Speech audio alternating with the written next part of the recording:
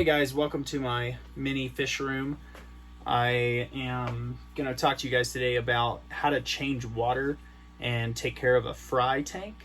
So I have in this top tank some leopard longfin Danio fry, and they're not as delicate as what I had imagined they would be, but they still are fry, and you can still kill them very easily if you're not careful. So I just wanted to talk about a couple of things that I do that have proven to be successful in raising these guys.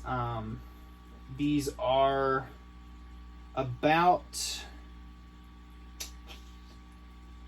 3 or 4 weeks old now, and I actually, part of the reason I'm making this video is because I lost quite a few just from the water change process from when I started. Originally I thought I could just bag the end of the hose in a fine net and then drop it in and change the water. Well, when the fry gets sucked onto the net, it's like insta-death. So I probably lost maybe 20 fry just from that alone. So I'm just making this video to help you all not make the same mistakes that I did, so that you have a better turnout.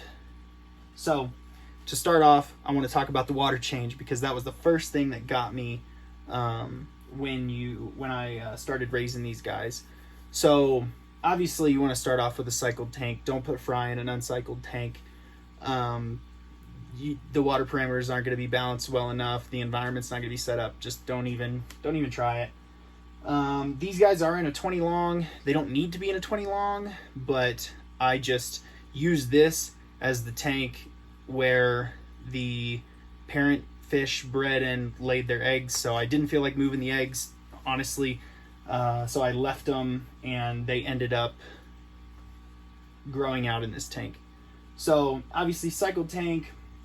For the water change, you're going to use airline tubing. So I'm actually doing a water change right now. I'm filling it back up. It's almost full. So basically, you're going to put your bucket down below. It helps to have your tank on a decent size shelf or rack so you can do this. It also helps to have a shelf on top. It kind of restricts your work area a little bit, but definitely helps with being able to set the bucket on top. So you're going to drop your airline tubing and then use your fish tank cleaning magnet, just like the little magnets you get from the store. And you're going to clamp the hose inside of whatever's higher. So if you're siphoning out of a bucket into the tank, you clamp it into the bucket. If you're siphoning from the tank into the bucket, clamp it in the tank. This helps from the top flipping out and spilling water everywhere. So with the airline tubing, after they've just hatched and you're trying to do a water change, I don't suggest dropping the airline tubing directly into the tank like I have it right here now, because you're likely to suck up fry. These guys are big enough now that I don't really have to worry about sucking them up. They're pretty strong swimmers at this point, so I just drop it straight in now. But what you can do, if you have baby fry, like even smaller, like freshly hatched, is you can see my foam intake filter that I've got. I've got that over the intake of my hang on the bag filter over here.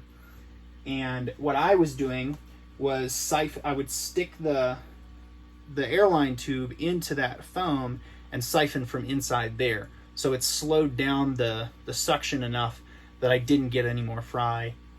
This proved to be successful. I have a whole lot of fry in here now that survived my water change fiasco and learning curve. So that worked out. So you can stick it in there, and then when you're putting the water back into the tank with very small fry, like newly hatched, I put it back in the sponge when I refilled it then too, because even if they get a pretty good burst of current, even from an airline tube, you're running the risk of hurting them or damaging their bodies. So that's for newly hatched. Using the airline raw straight into the tank right now is fine for larger fry. So that's pretty much the way that I've been changing the water. Another thing that I want to talk about is the pH. So regulating the pH in here without shocking them has honestly been pretty easy. My larger tanks, I'll put pH regulating substances.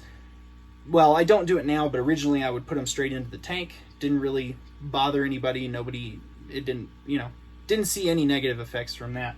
But with these guys, I didn't want part of the tank to spike in pH before it gets mixed well, and I just felt like a drip system would be better. So if my pH is a little bit high in the tank, which it generally is, what I'll do is I'll have lower pH water for the water change in the bucket, so that when I drip the water into the fry tank, it mixes slowly and lowers the pH to the proper level, or to the level that you want, or the level that your fish need. So that's for regulating that's the same way I do any kind of medicines or anything like that. I did have some hair algae that started growing in there, but I just dosed the water change water with the medication, and it was able to clear it up. As you can see, it's a pretty clear tank. You're not super close up, but I'll give you a close shot here towards the end. So yeah, we're getting pretty full here, probably another couple minutes. The nice thing about this is you can kind of set it and leave it for a while. It siphons so slow that you're not really running a risk of letting it overflow unless you fall asleep. So another thing that I want to talk about is the temperature. So in this tank, I have my temperature set to, pretty sure it's like 79. Yeah, 79. So I was keeping it at 80, and then when they started getting a little older, and I put the snails in there. The snails don't really care, but I dropped the temperature down a degree, so I kind of keep it between 87 or 78 and 79 ish. I keep a bubble stone in there just to keep the water turning over, because there's, other than the hang on the back filter over there, there's really no water breaking the surface. So I've got that in there. I tricked out my hang on the back a little bit. I've got some, let me see, I've got it here. So I've got a sheet of quick clear in there. That's the last of the mechanical filtration, and then I had some sponges laying around, so I kind of layered up these sponges to catch the larger stuff. So if it gets through the first sponge, makes it all the way up into the filter, it'll hit the second sponge. And then I also have what is it? It's the fluval clarity granular stuff. It's called crystal clear or something. I'll put it in the description. But I have a little bag of that in there too. So I have multi-stage filtration crammed into my cheap Aqueon, I'm pretty sure it is, hang on the back filter. It's rated for a 40 gallon. I wouldn't trust it on a 40 gallon. I have a Fluval 207 on my 40 gallon. Would not recommend putting that on a 40 gallon. But for the 20 gallon, it works great. So I also recommend having live plants in with your fry. A lot of microorganisms live within the moss of these plants, and also that you're really wasting real estate when it comes to the tank if you have a whole big tank and no vegetation in there, because I mean, you can get a couple bucks for some moss, and then once your other plants start spreading around, you can chop a few off and use them in your other tanks.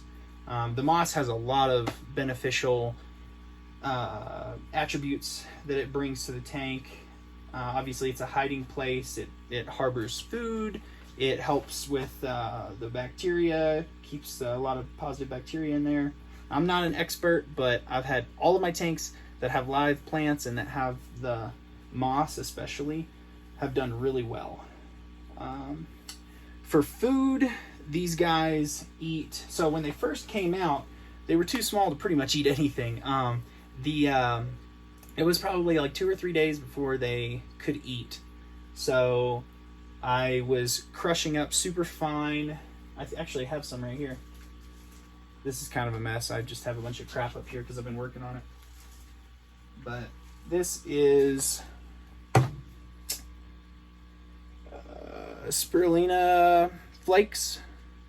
So really good for young fish and old fish, but it was recommended when I was looking around online to try to add that into their diet. So it was the only thing that I could crush up into a super fine powder so that they could eat it when they were much smaller than they are today. Now that they're older, I feed them, they still are not big enough to eat brine shrimp, grown brine shrimp, but they are big enough to eat baby brine shrimp. So I've just been using frozen baby brine shrimp because I'm just too lazy to make it myself or to grow them myself. It takes a couple of days. I'll probably try that here in the future, but for right now it's just easy. I take a syringe, got this at Walmart, pop the top off, fill it a little ways with warm water, drop the frozen cube of baby brine shrimp in, put the top back on, and then I flip it and I swirl it around till it's all dissolved or melted into the syringe. And then this way you push the air out, and then this way when you're feeding them, you're a lot less likely to overfeed. So I can go in there and just give them like 1 shot, 2 shot, 3 shot, and then I can wait, and then I can come back like an hour or two later and then give them another 1, 2 shots. And then honestly, like I just pull some tank water up into this bad boy when I'm not using it, when it still has some of the thawed brine shrimp in it, and then I'll set it in the fridge just like that, so that later, they don't go bad within a few hours. So especially in the fridge. So then when I'm ready again later, or like evening feeding, I can let the air out, flip it over, give them a couple shots again. Just keeps you from wasting food. Unless you have a really big setup, you're not going to need the entire block of baby brine shrimp. It makes a lot, and you also don't want to overload your tank with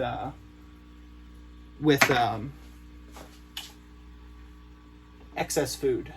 So this is pretty much done filling. I'm not putting any more in it. It's up to the top frame of the tank. So I'm gonna empty that out and pull.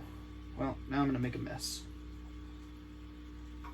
All right, there we go. And then I keep a plastic tote right next to my stuff so that I can just drop the wet stuff straight into the tote. Doesn't make a mess. And then all your wet, almost daily used siphon hoses and whatnot are all in one place where you can get them. So yeah, that's pretty much the gist of the video. I appreciate you watching if you got this far. Once again, these are leopard longfin Danios. This setup would work for most egg-laying fish. I don't see why it wouldn't, aside from the temperature variation, and then obviously you're gonna have different pH. But yeah, this is just how I'm doing it. So appreciate you for watching, and I'm gonna post some more videos soon. Just some other tips and tricks that I've learned from my experience with fish keeping and with breeding these guys. I have some other species that I'm working on. Some of them have already paired up for breeding, but I'm not going to tell you yet because those are going to be coming later.